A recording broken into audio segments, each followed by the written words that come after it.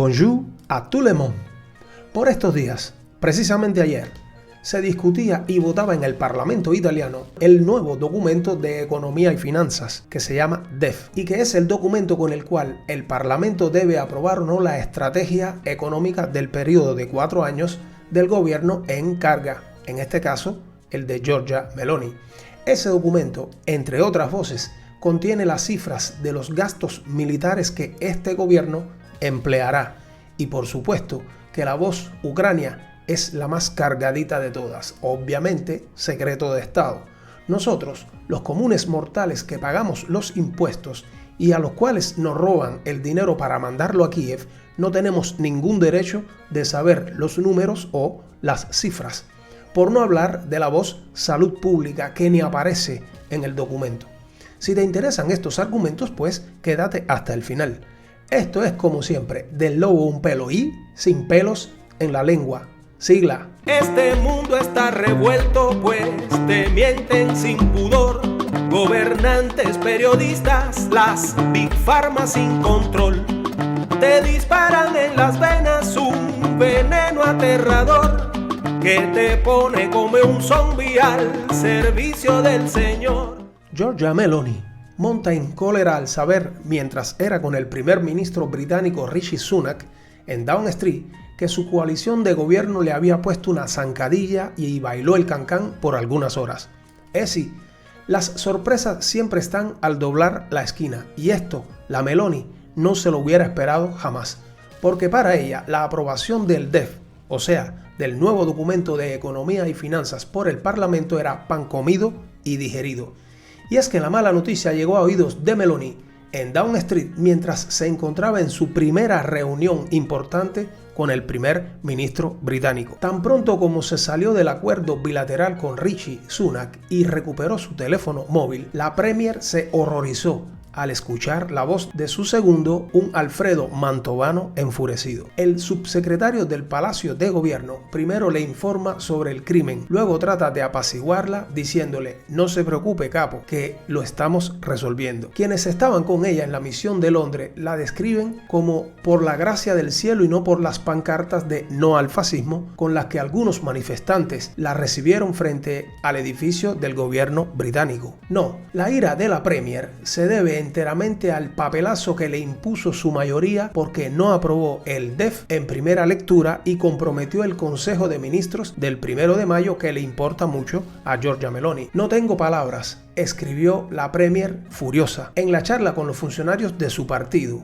luego de que la misión en Londres se viera casi eclipsada por el rollo de Montecitorio, que es la sede del Parlamento italiano. Tras la cumbre con Sunak, la primer ministro se pegó al teléfono móvil para hacer frente a un incidente parlamentario sin precedentes. Habla varias veces con Mantovano. Trata de entender si su ministro de Relaciones con el Parlamento, Luca Siriani, había informado a funcionarios y diputados del gobierno de la importancia de la votación y busca a los líderes de los partidos para verificar si los aliados la habían querido arrinconar o atrapar. Legítima esta preocupación tras el exabrupto del ministro Giorgetti contra los diputados que no se dan cuenta, y ante las sospechas y acusaciones entre las fuerzas mayoritarias cunde el pánico. Dicen algunos de sus colaboradores que Giorgia Meloni repetía continuamente como un loro la frase "no tengo palabras". Es increíble, a prueba de que los gobernantes y políticos italianos dan por descontado hasta una votación que en teoría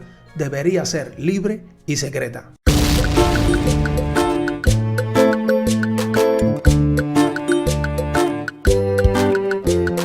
En el Parlamento hay quienes hablan de una llamada telefónica entre Meloni y el presidente Mattarella, pero el Quirinale lo niega. Pero ha habido contactos entre el Palacio de Gobierno, o sea, Palacio Chigi, y el Palacio Presidencial. ¿Y cómo? La tentación del gobierno de hacer volver a votar el mismo texto del documento de economía y finanzas que se había hundido en la Cámara alarmó a los técnicos del presidente Mattarella, quienes, cuando se les pidió una opinión, sugirieron a los colaboradores más cercanos de la Meloni que siguieran la práctica nunca pasado votar por el mismo texto después de su rechazo. Y así, aunque había jugado con la idea de ir directamente, la Premier tuvo que rendirse al antiguo latín brocardo, ne bis in idem, que no permite volver a someter a votación la misma medida.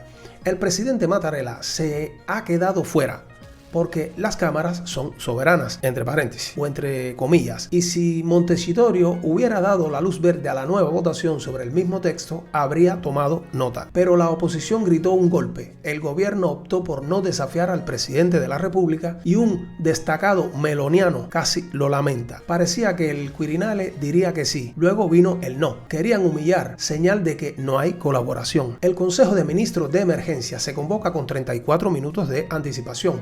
Incluso el parche se está cosiendo rápidamente, acordando modificar el informe que acompaña al DEF. El resbalón no debería tener consecuencias. Se aprobará hoy y se realizará el Consejo de Ministros convocado por el Día del Trabajo como había prometido la primer ministro. Pero el gobierno bailó el cancán durante unas horas sobre fundamentos presupuestarios y precisamente en los días en que Palacio Chigi, o sea el Palacio de Gobierno, y el Tesoro lidiaban con la ardua negociación del nuevo Pacto Europeo de Estabilidad. El bochorno de la primer ministro Giorgia Meloni por tanto atañe también a las relaciones con los dirigentes de la UE, de los cuales la Meloni esclava esperaba ofrecer una imagen de mayor unidad, fiabilidad y sentido de responsabilidad. Si es cierto que no hay un problema político, es también real que las tensiones han congelado las relaciones entre los partidos mayoritarios. Los diputados de Meloni inmediatamente señalaron con el dedo a sus colegas de Fuerza Italia, de Berlusconi,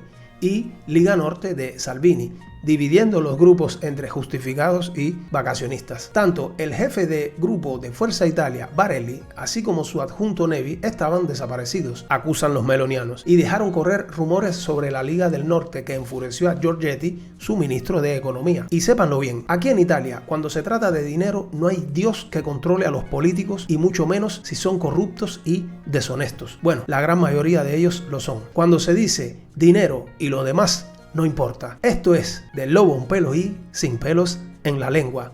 Gracias. Este mundo está revuelto, pues te mienten sin pudor. Gobernantes, periodistas, las Big Pharma sin control. Te disparan en las venas un veneno aterrador que te pone como un zombie al servicio del Señor.